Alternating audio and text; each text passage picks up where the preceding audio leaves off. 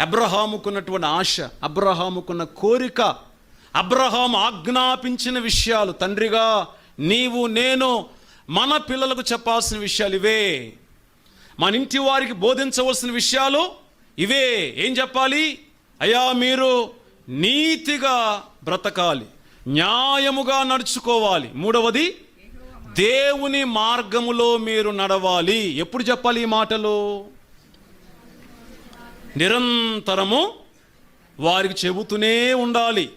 అలా చెబుతూ చెబుతూ చెబుతూ మనం ఈ లోకంలో తనువు చాలించి ప్రభు దగ్గరికి వెళ్ళిన తర్వాత ఈ మాటలు మనసులో పెట్టుకొని మన తరువాత మన ఇంటి వారు, మన పిల్లలు అదే మార్గంలో నడిస్తే వారు కూడా ఈ భూమి మీద క్షేమాన్ని పొందుతారు, నెమ్మది పొందుతారు, ఆశీర్వాదాన్ని పొందుతారు.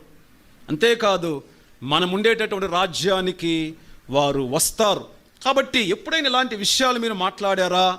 లేకపోతే అబ్రహాము ద్వారా దేవుడు చెబుతున్న మాట మీరు మీ పిల్లలకు, మీ ఇంటి వారికి వీటిని గురించి మీరు చెప్పాలి, ఆజ్ఞాపించాలి.